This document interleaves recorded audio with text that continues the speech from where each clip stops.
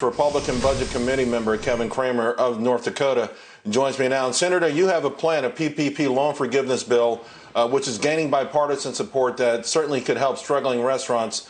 What's this? Tell us about the bill and then update us on the status.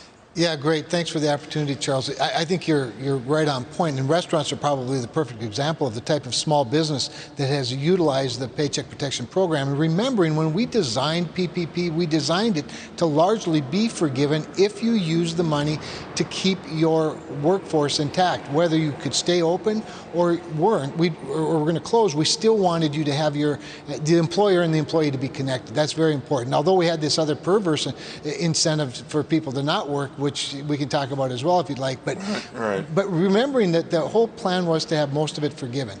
Well, I just was getting frustrated with the length of the bureaucracy, the timeline of the bureaucracy. SBA has yet to come up with a forgiveness application, a portal, any guidance whatsoever. So we thought, what if we make it really simple and pass a law that finds a threshold where under that threshold, you'd almost certainly be forgiven. And we came up with $150,000, remembering that PPP, you can borrow up to $10 million as a small business. But at $150,000 or less, that represents 85% of the 4.9 million loans, but only represents 26% of the amount borrowed. What that tells you is that, and that's, by the way, only about $132 billion of the $571 billion that was lent. Right. What we're saying is, with a one-page attestation, you signed that you spent the money the way that you said you were going to, mainly to keep your payroll intact. And that one page will serve as the application, and the application will be automatically honored. And that doesn't remove you from obligation or responsibility. But it would save the lender $500 per loan. It saves the borrower $2,000 per loan in compliance costs. And think of the bureaucracy it saves. And that bureaucracy can then focus on the top 15%, which makes up the other 74% of the money. And to that point, I'd already heard some nightmarish stories about folks who attempted to get forgiveness. They said it made the seven challenges of Hercules look like child's play.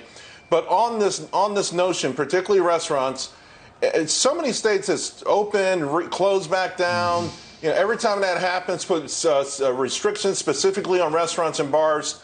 Is there anything that can be done with respect to the monies that remain in the PPP fund to really zero in on these businesses that only need maybe another $100,000, $150,000, not the big chains who found ways around the system where each franchise filed for a loan? And okay, we're beyond that. We're back to the point of trying to save businesses. I think this helps a lot. It removes anxiety from a business that wonders how they're going to pay it back.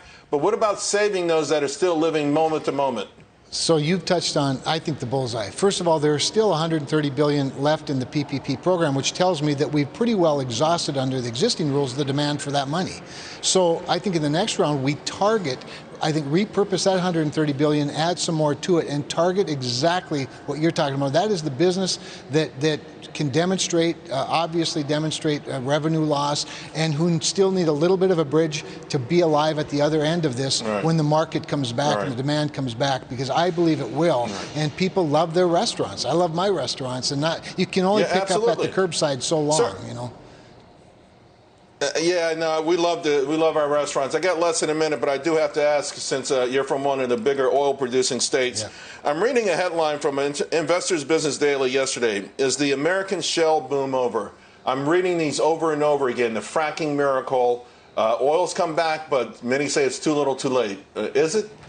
Well, just remember this, that the shale play is still in play, that regardless of whatever's happening in the headlines, the oil is always there. And when that demand comes back, I think the shale play will be just fine. Now, it's a tough time, don't get me wrong. Even at these prices, it's still pretty low.